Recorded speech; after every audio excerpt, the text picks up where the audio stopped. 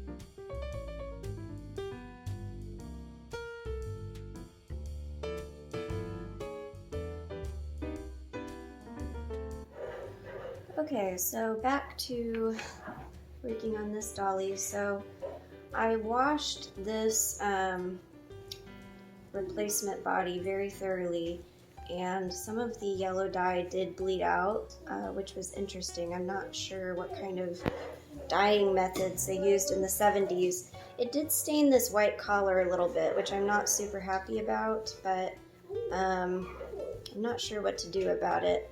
I'm afraid to use any kind of fabric paint because this is going to an infant, and even though they say they're non-toxic, I don't know. Like, I know that this is going to be going in a baby's mouth, and so I just want to be extra cautious.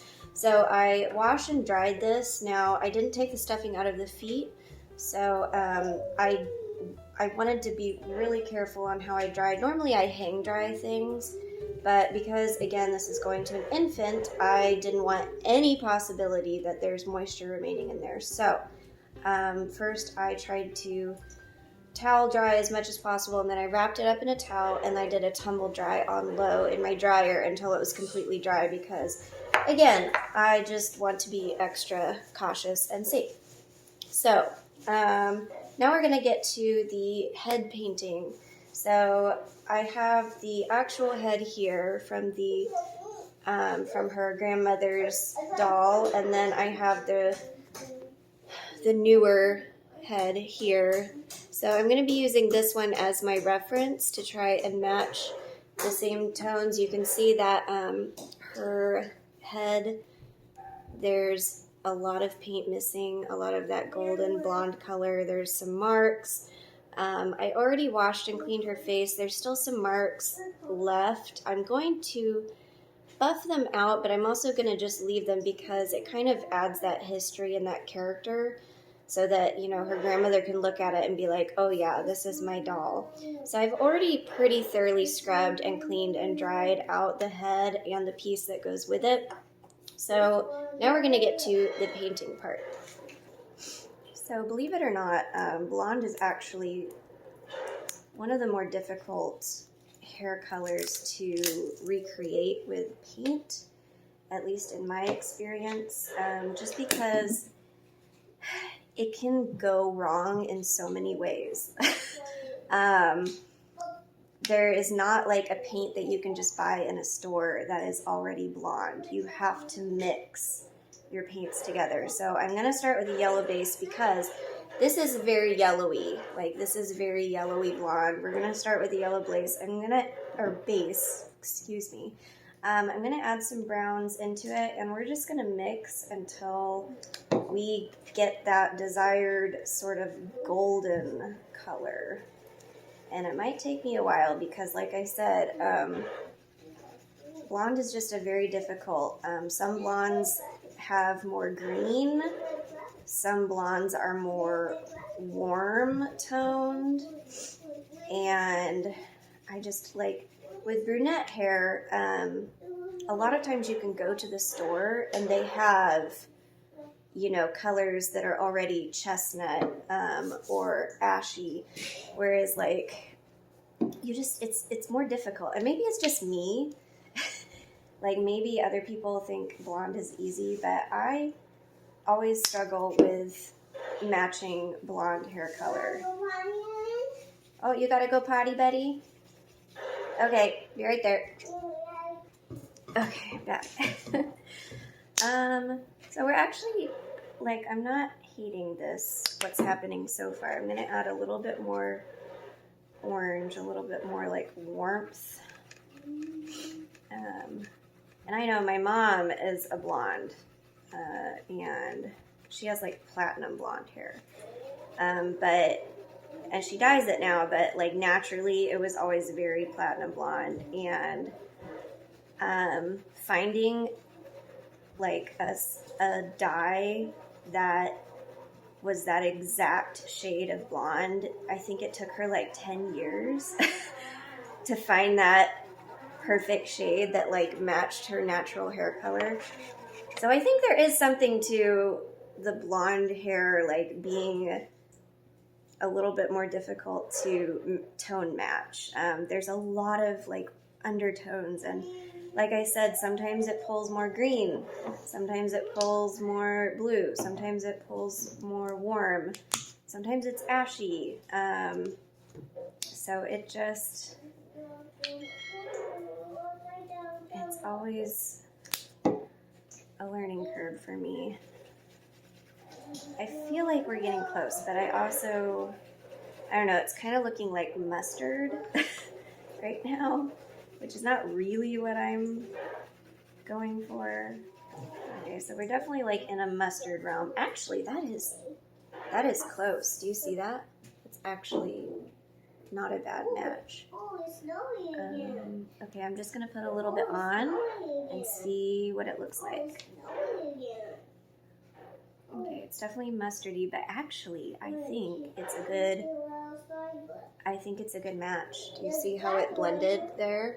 I think that's actually, it's a little more yellowy, but I think actually once it's on this skin tone color, it kind of warms it up a little bit. So I think it's gonna work actually.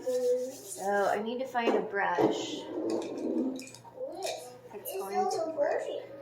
Is that Soldier Fortune, buddy? Yeah. Alright. That is so cool. Okay, so hair is difficult because you want it to look organic. You don't want it to look like they're wearing a helmet.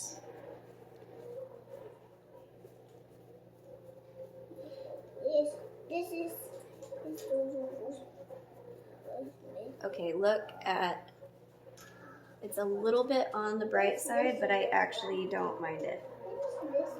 I actually think it's kind of nice. It makes it look new.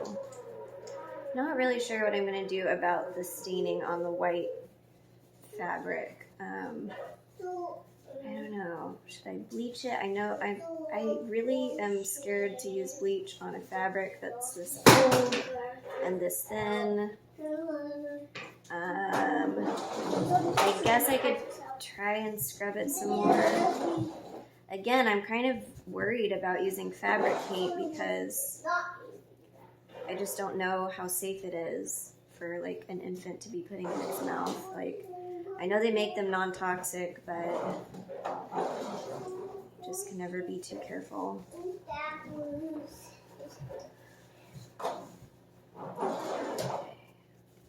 Just filling in, can you see what I'm doing?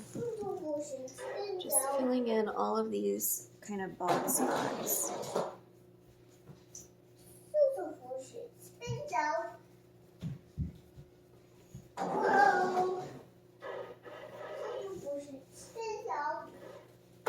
It's very satisfying to fill in those old bald spots. And make sure I don't get any paint on the face. You don't really need any fancy tools to do this. I mean, you can always buy better quality paint if you want, but a lot of it's just how you apply it.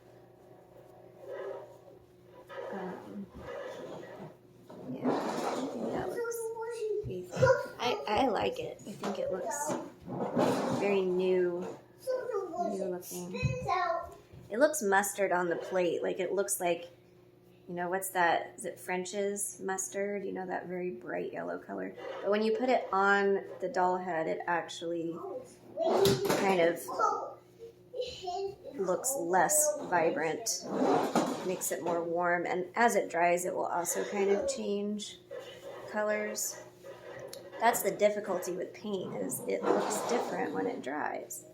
If you've ever painted a room and you've like looked at one of those swatch cards in the store and then you actually like put it on your wall and it looks completely different, like that's, yeah, you know what I'm talking about.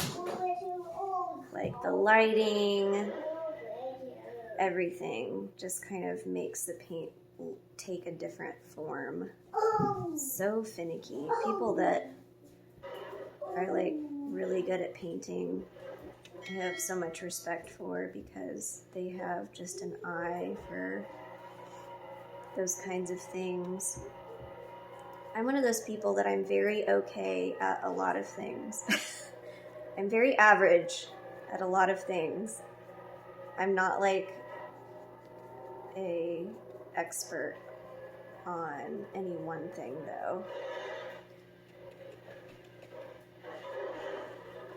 So I'm good enough when it comes to painting and stuff like that, but some people are just mind-blowing with what they can do.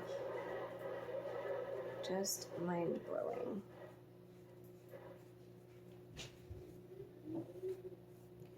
Okay, and I don't want, I kind of want some of the old paint to leak through a little bit.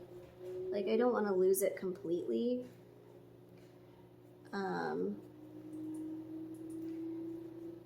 But I also don't want it to look like, you know, I just slapped some paint on there. So, alright, there are some dots here, which I think I'm going to try and just do some layers and see if they go away that way. If not, I might have to do some color correction on them. But I'm pretty happy with that hair color, actually. I think that it's not a perfect match, but it's very new and bright, and I think it's really, really nice. So pretty happy with that. Okay, so now let's go on to the face. So the eyes, the blue isn't bad. See, and that's not, see how her pupil is not, it's not really black. It's more of like navy. That's kind of interesting. Is it black? Okay, maybe it is black. Okay, so here's the newer one. It looks black on her. On the older one, it looks more like a really dark blue. So maybe that's just how it faded. Okay, I think it was black though. So we're gonna go with black. And I need a very small fine line brush. Maybe that would work. This one might work. It'd be great if it was a little shorter. Just a little bit more detail in there. One of these days I will organize these better. One day. Okay. Wow. Let's see here. I could use this one. I could use this one. This one's a little bit long, but it might be okay. Or, okay, I think this is what I'm gonna have to do for the lashes. So I'm gonna use two different brushes. So I'm gonna use this one to lay down the paint. It's a little bit shorter and fatter, and then I'm going to use the really thin fine line for the lashes and the details. I'll use the short fat one first. Have something in common with it. Okay. And I don't want a super thick layer of paint, just enough to kind of get it on there. And then I'll use the fine line brush to spread it around. So I've got it on there, and now I'm just going to use the fine line brush and kind of do those finer details.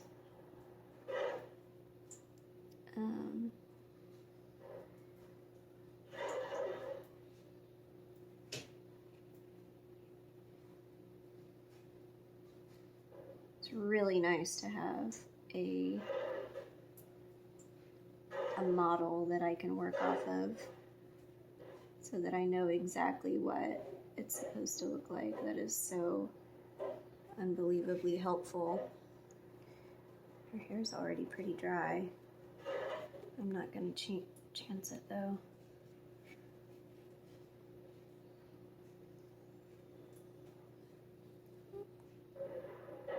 Oh, it's so tiny. This reminds me of when I did that Patsy doll, that Patsy Ann doll, and the eyes, the details in the eyes were so tiny. It took me like, it was something stupid, like 2 hours to do the eyes because of just how tiny they were. Like the detail. All right, messed up. Dang it.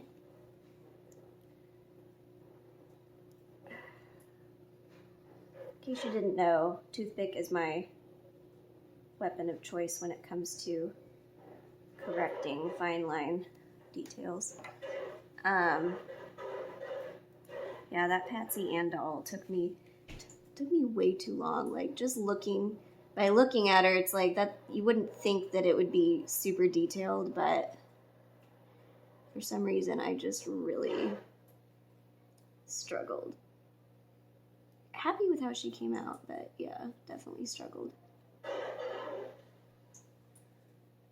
Okay, and then it's a little bit, I think I will go ahead and redo the blue. It's not super faded, but there's some marks there, so we'll redo the blue. And I'm gonna redo the white highlight in the center.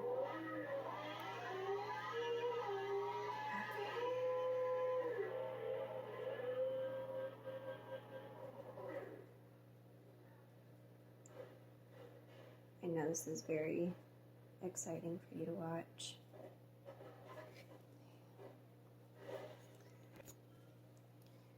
Okay, let's go ahead and do the other eye. And just doing the black right now. We're doing the black pupil. And oh dear, that doesn't sound good.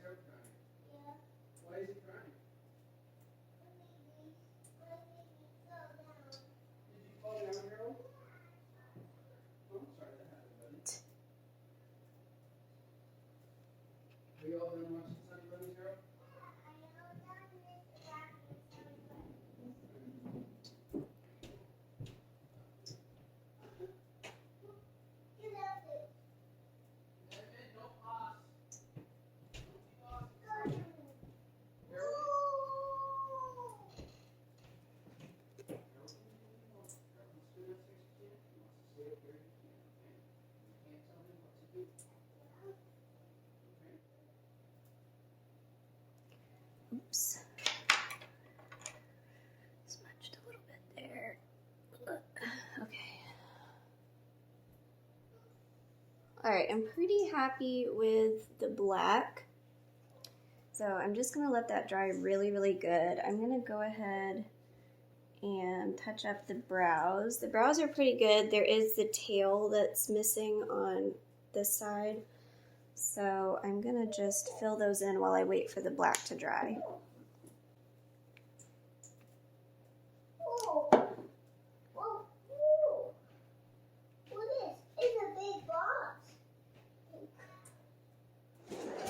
Alright, so I'm going to go back to my trusty toothpicks for doing the eyes. I just have more control. It's not the finest detail that you can get, but I just like that I have more control over it than a brush. So that's just me. You know what? It might be smart to do white first. I'm going to do white first. Do the white areas. That way we can, if we go over with the white, we can correct with the blue.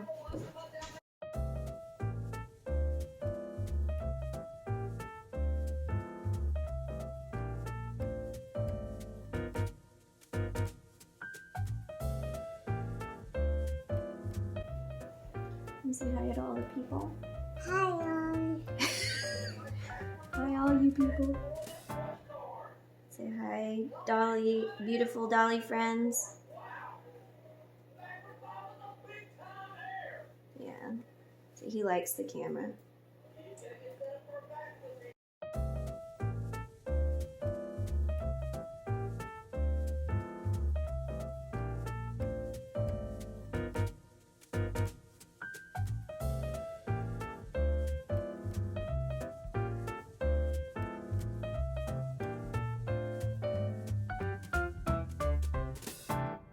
Okay, I went ahead and finished the blue off camera because Harold was being a camera hog.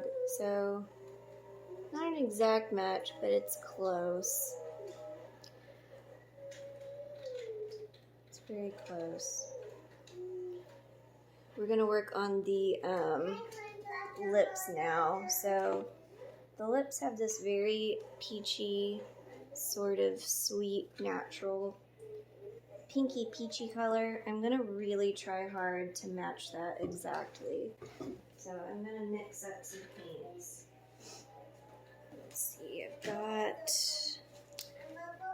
this sort of pinky color, and we're gonna need some orange, and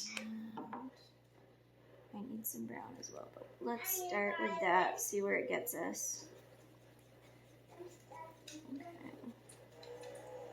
Not bad, actually. I want it to be more of a melon color than salmon, though.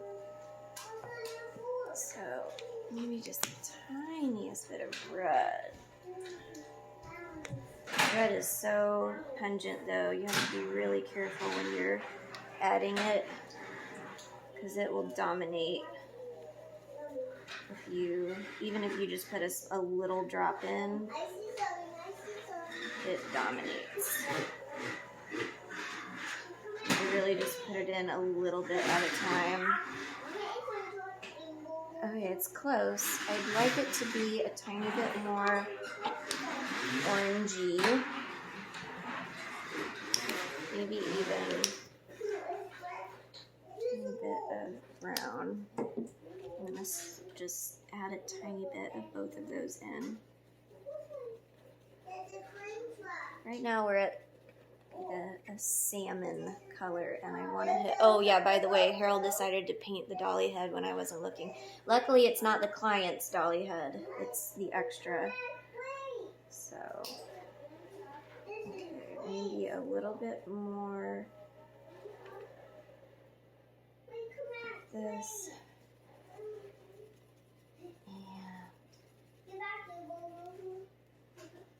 Oh, we're so close. A little bit more red.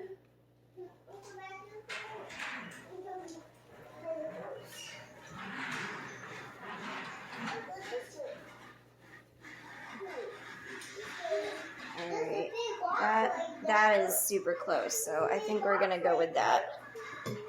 And I'm going to use the brush for this one. We want it to be pretty matte. Is this brush going to work? Too big. About due for some new brushes, I think. All of my round brushes have gotten ruined along the way, somehow, someway. What about this one? Not quite. I saw one in here that... Okay, we'll start with this. And it's a very, like, heart-shaped sort of mouth, so that's what I'm trying to copy. And you know what, I'm going to use a toothpick to do the outline, just so I know where my boundaries are, and then go back in with the brush to fill it in.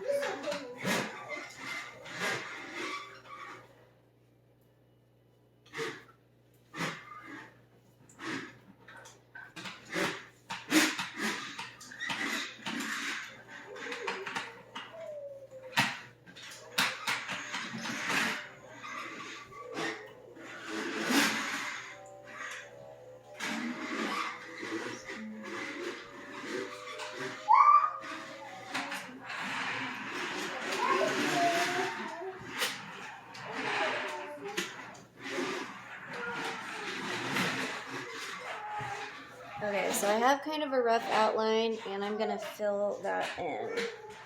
And that can be very difficult. Oh my goodness, I totally forgot to put glazing medium in. I'm an idiot. Okay, so I forgot to put glazing medium in, which is what sort of helps prevent the streakiness of the brushes. It makes it sort of meld and look more natural. Also, this color is just way too pink and it's not natural looking. So it's dry. I'm going to try and just paint over the top of it. And if it doesn't look smooth, I'm going to take it all off and start from scratch.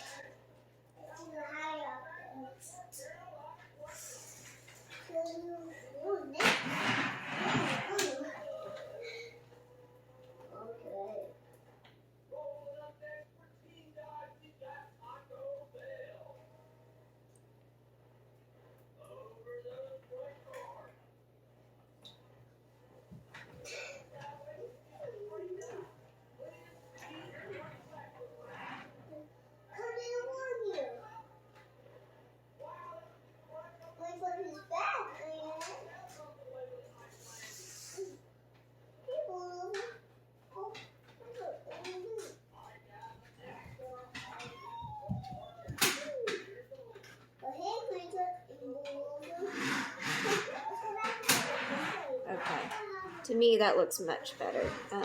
You probably can't even see, but it just looks less streaky, much more natural. So it's not an exact match again, but it is close. It's very close. This one is much more, it's like a dark corally color, and I'm not sure how to achieve that. Maybe more red. A lot of my color work is just playing around and guessing until I find something I like. So I'm going to let this coat dry, and then I'll try and do a top coat with a little bit more red in it. See how that sets. Okay, so while I wait for the lips to dry, I'm going to go ahead and do some blushing. So we're just going to tap that lip mixture into the cheeks, and then I'm going to, okay, so that is not as absorbent as vinyl is. So I may have to play around with my application here. Rubber is, I'm not used to working on rubber, and it's different than plastic vinyl. Okay, yeah, this is just wiping off clean, so I need to take a little bit different approach. Wish I had an airbrush. That would be the real professional thing to do, using an airbrush, but I haven't gotten there yet. Okay, so I think that I'm finished with the face. For the blush, what I had to do is literally just tap it in with my finger since I don't have an airbrush. It looks kind of like she's bruised on this cheek because there is like a purple stain or scrape, and so with the red it just kind of looks like a bruise, but I'm gonna leave it because again it kind of is leaving that part of, you know, the doll's last life. I think maybe instead of trying to make it look perfect, the lady I'm doing it for will appreciate having some of those imperfections since they're from her childhood. But I will ask her. If she doesn't like it, then try and do something about it. I've always been one of those people that I like furniture that is like weathered and dinged up because it has character. My husband's like, why would you get something that looks like it's been beat up when you could have something that's brand new? And I'm like, I don't know. it has character. So I just put a gloss finish on the lips. I'm going to do a matte finish on the eyes and eyebrows. And then the paint I used on the hair is non-toxic. So I'm going to not matte it for now. I should say that all the paint I'm using is non-toxic. I'm not going to seal it right this second because I want to see how much of it sort of absorbs into the rubber. If it doesn't, then I might have to seal it. But the sealant does leave sort of a sheen to it, and I don't think it would look great on the hair. So I won't use it unless I have to. But safety comes first.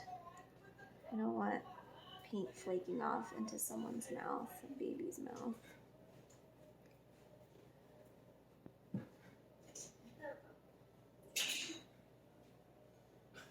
I don't know, I'm like paranoid. I'm always paranoid about one of my dolls making someone sick, a child sick or a baby sick, so I'm just always paranoid about making sure they're safe. So far there's not been any problems, but the fact that this is going to a newborn kind of like ups the ante for me. Someone who's had newborns and babies that put everything in their mouth.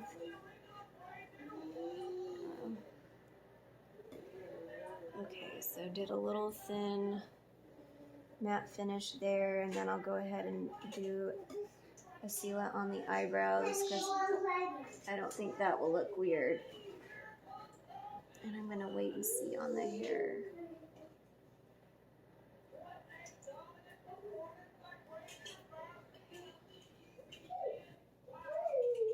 Even though it is technically a matte finish, it does leave a tiny little sheen. Sometimes it looks really nice, sometimes it doesn't, so just depending on what you're kind of going for. Okay, we're gonna let that dry, and while that dries, we are gonna stuff the body. So, I've got the body right here. It's all nice and clean and fresh, and passes the sniff test. We are gonna put fresh, clean stuffing in.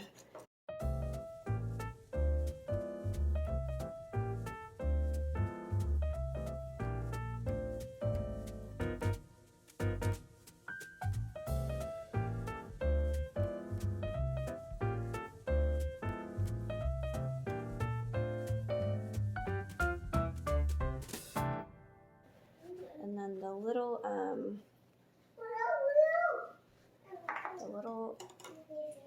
plug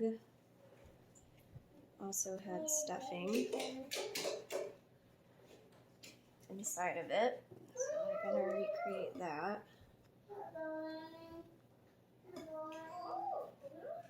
And it was tightly packed.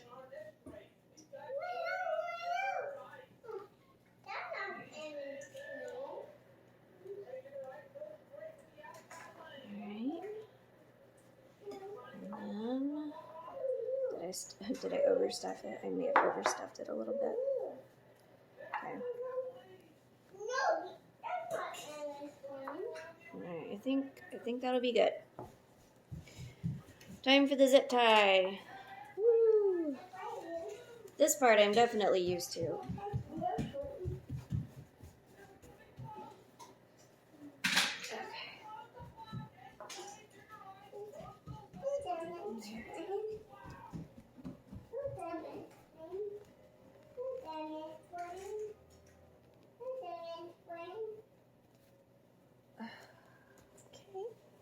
And just like the Our Generation dolls, this doll has a little notch in the neck for the zip tie. So it'll be nice and secure in there. It's actually very hard to undo. Okay. And there you have it. Alright. now we'll just snip that. I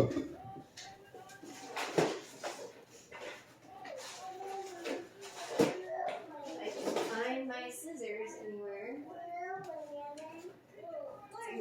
It's a mystery. It's probably not a good thing that I have a pair of scissors missing. See if I can get that any shorter. Perfect. Alright. And then I'm just going to go through, I'm going to look for my small scissors and go through and cut any loose threads and just clean her up a little bit.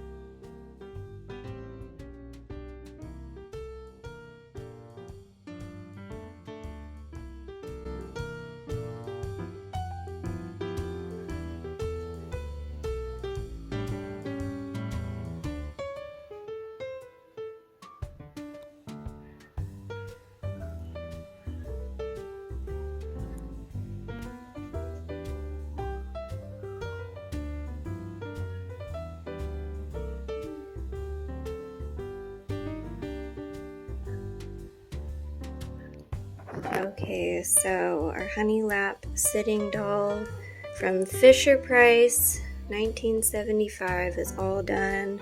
Really happy with how she came out. Wasn't too bad to do, really.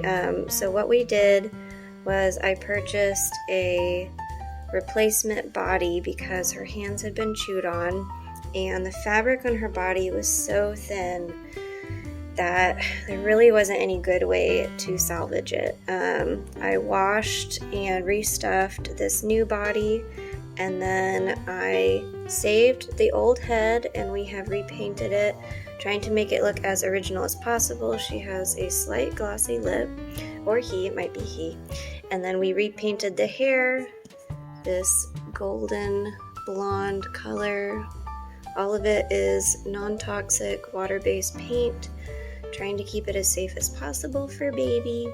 This is also a clean baby blanket, and here she is with her brand new hands. Now obviously not perfect, there's a little bit of staining on the white part of her collar and center. I decided against doing the fabric paint. I kind of like the aged look to it. I think I don't know, maybe it's just me, but it adds that character, like, hey, this doll has had a past life. And so I'm just going to leave it like this and see what the customer says. If the customer wants me to make her look more newish, then we'll go that route. But just left up to what I think looks best. I kind of like the more lived-in look personally.